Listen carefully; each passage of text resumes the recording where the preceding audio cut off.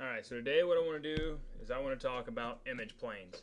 And basically all an image plane is you can see it here on the screen. It's basically an image reference from the top view, the front view, and the side view of any object that you want to make. And once you get the image planes in, it can really speed up the process of modeling because you just have a reference. It makes things a lot easier. So at the end of this video, what we're going to do is we're just going to be at this point right here where we have three image planes and we have a simple box in the middle. And that's important. But the first thing I want to talk about before we do that is where I get the image planes. There's a ton of places online you can do it. You can draw your own. It's fine. But I like to go to the-blueprints.com. And if you just type in www.the-blueprints.com and hit enter, it brings you to this page right here, and all you need to do is click on the Blueprints database. And that'll bring you here to all of these different options. And for this particular assignment, I'm just going to want you to download something simple, create the image planes, and model the object. I would stay away from any science fiction, super fighter jets, or humans, or cars. We are going to do a car project probably next, but it takes a little bit of a different approach than the way that we're going to be modeling today. So I would try to stay on phones or maybe some of the miscellaneous stuff that's just really simple. For my example, like I told you, I'm doing an Xbox, and there's a search up here in the upper right hand corner. I just typed in Xbox and hit enter, and it brought me down to miscellaneous other Xbox 360. And what I want you to make sure, whenever you type in your search or whatever it is that you find, you need it to have a front view, a top view, and a side view. The rear view doesn't matter as much, but you definitely need the front, top, and the side. And the reason for this is because that's the way Maya's laid out, right? We have a top view, we have a front view, and we have a side view. So we need all three of those images in order to really get the full force and the full effect of just creating a model off of a reference. So basically, you're welcome to do an Xbox 360 or a PlayStation like I'm doing, or an Xbox like I'm doing, or a PlayStation. You can do a controller, but I want you to do something really relatively simple because it's not a huge project. The important part of this project is that you know how to get in the image planes. So again, this video is all about getting the image planes done, and we're going to talk a little bit more about the channel box and the layers. So again, this window right here is what we want things to look like at the end of this video. So I'm going to hide my layers for now.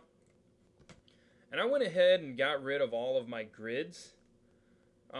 Just because for this, the image wasn't really clear enough, it wasn't dark enough, and the grids kind of got in the way. So I just got rid of them by clicking on this view right here in the panel, the one that looks like a little grid, or it says grid if you hover over it long enough. Just click on that and it'll get rid of the grid. So the first thing we need to do in order to create image planes is we have to create new cameras. And the reason for this is because if we don't create new cameras, then all we're doing is modifying our original views, and that just gets kind of hairy for Maya. It makes it hard to navigate around because every time we rotate the view, we rotate the image, and it's hard to keep things in perspective that way. So what I want you to do first would be to go to Create, Cameras, and Camera. And this seems a little bit redundant, but there's a lot of different cameras you could create. We just want to create the one single camera. So create cameras, camera. And you'll notice now that in your Maya here, you have a little geometry that looks kind of like a camera, which is great. So all this does is it creates another thing for you to look through. So what we're doing right now is creating the front view camera. And you'll notice that here on the front view, the camera is kind of perpendicular to you. It's actually pointing into the screen. So it would look something like that if I were to zoom in. In fact, I could just zoom in. So if you zoom in, basically it's pointing into the screen, which is what we want. So I'm going to select the camera. And the easiest way to select the cameras is to do it in the perspective view. And for those of you that haven't been familiar with this 4-pane view yet, You should be in this perspective view, and if you hit spacebar, it'll pop you back out into this 4-pane view. So we've got the camera created. I'm going to select it in the perspective view, and then I want to come down to the front view here, and I want to click on this panels button. Each one of these is called a panel, and each panel has its own set of menu options. So the first thing I want to do is come to my front panel and click on my panels menu options, and I want to drop down to look through selected. And if you pay close attention here, you'll notice that as I look through selected, the camera disappears, and that's because I'm actually looking through the camera now instead of at the camera. Alright, so once I'm looking through the camera, I want to come up to my view option in that same panel, and I want to say image plane and import image. Alright, and this is pretty easy. You guys should be familiar with this. Once I click on import image, I'm just going to go and find wherever I got the image from the internet and where I saved it to. So in this particular instance, I came into here, I clicked on the Xbox 360, the image came up, and I right clicked, I said save image as, and I saved it in courses, SGD 114, saved it in my videos folder, which, whatever, and I saved it as xbox360.jpg. So I'm going to go ahead and save that, and I'm going to replace it, and it downloads. So now if I come back to Maya, right, I can go to my desktop, I can go to my fall 2013, my courses, SGD 114, and Xbox 360. I would recommend for you guys, save it in your downloads folder or just on your desktop. It'd be a little bit easier to get to.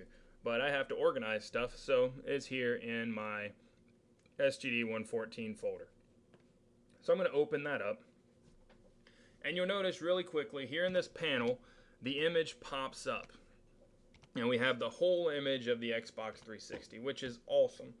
So the next thing we have to do, and this is extremely important, a lot of students miss this step, is we have to reset this view back to its original view. Because just like if we had been just not created this new camera and we tried to work in this view, it would really screw things up for us. So we need to make sure that in this lower panel here, we need to come up to Panels, Orthographic, and set it back to its original view.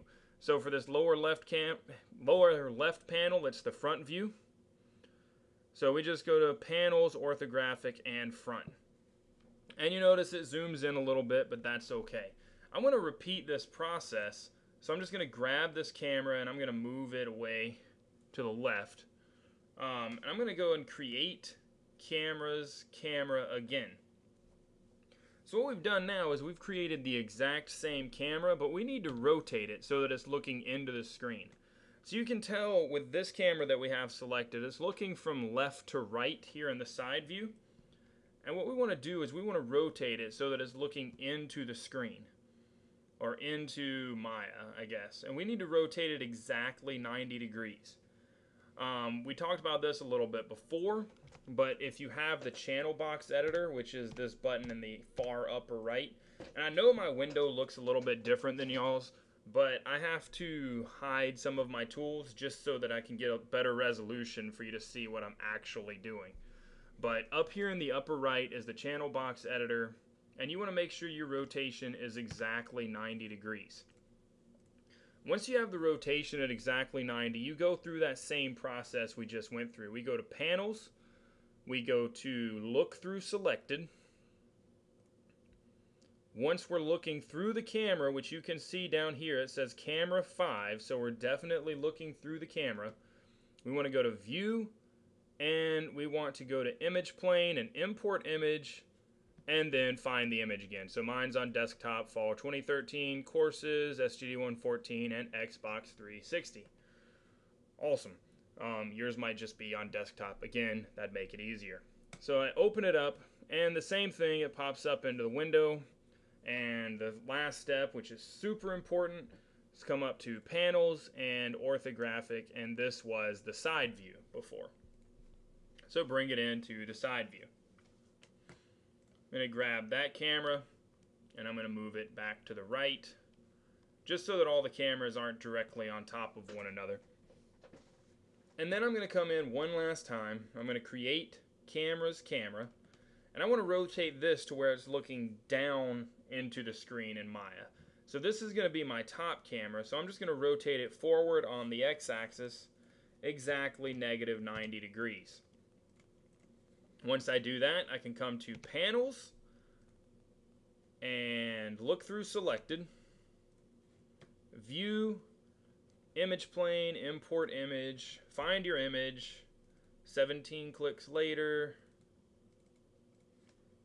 and open it. And lastly, you want to come to Panels, Orthographic, and this was the top view. Alright, so I have my 3 image planes here now, which is pretty cool, so I'm pretty close to finished. First thing, I want to come in and I want to select the 3 cameras.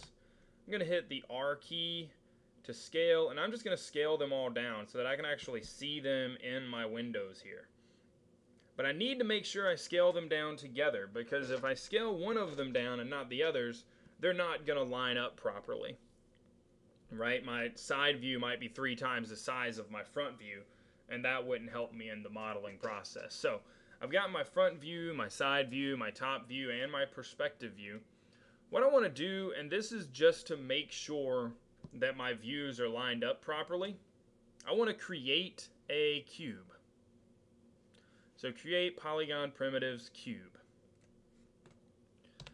And I'm going to bring it into the front view, and I just want to outline the overall shape of my Xbox here.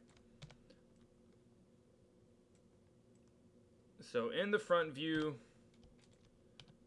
I have outlined the shape of my Xbox almost perfectly. It's close enough.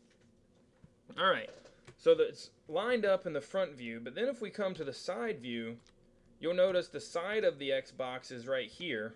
These are the 4 corners, but the 4 corners of my box are not lined up with it. So I need to have my box selected, and I'm going to move it back until it's lined up and scale it so that it actually meets the same size of the Xbox.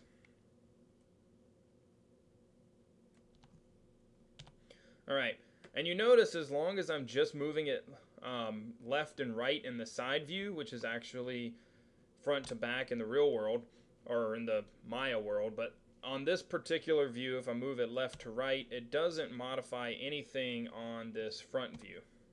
So I can move it forward, and it looks in the exact same spot, or I move it backwards, and it's still in the same spot over here. I'm only moving it in the side view. So once I get it lined up in the side view, I want to come up to the top view. And the problem here is it's definitely not lined up in the top view. You can see the 4 corners here and the 4 corners of the Xbox here. So we need to line it up in the top view, but you'll notice if I grab the arrow here and I try to line it up in the top view, it misaligns here in the side view. So in this case, what I need to do, since I have it lined up in the front and I have it lined up in the side, what I need to do is come in and grab the actual top view camera. And with the top view camera, then I can move the entire image until the box lines up with the Xbox again.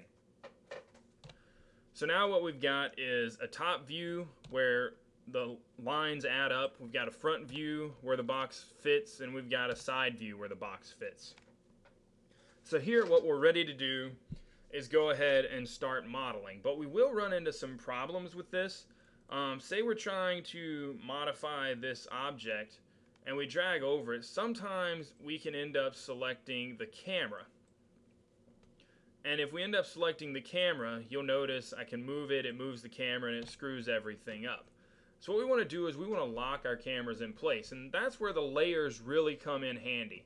So if you want to click on your Layers tab, or the Channel Box Editor again, go ahead and come in, and you've created or selected the channel box, and you want to create a new layer. But you want to create a new layer out of these 3 cameras. So what you want to do is select the 3 cameras and nothing else. And since the image planes are actually attached to the cameras, just selecting the cameras also selects the image planes. And with those 3 cameras selected, you want to click on this button down here. And this button is just the Create Layer from Selection button. and you click on that and it creates a new layer, which you could double click on, and I'm going to name it ImagePlanes and save it. Well, ImagePlanes is apparently not an accurate name because you can't use spaces in your layer name. So I'm going to name it ImagePlanes with no spaces, and now I can turn it off and I can turn it on. But the important thing here is that I can set it to a R layer, which is a reference layer. And since my image planes are just a reference, if I set it to a reference layer, there's nothing I can do to come in and select these cameras, because Maya knows that they're just reference and I don't want to modify them. So that's pretty much the end of this video. I'm going to have another one where we're actually going through and I'm going to demonstrate a simple modeling technique for modeling the Xbox. It's called a box modeling technique.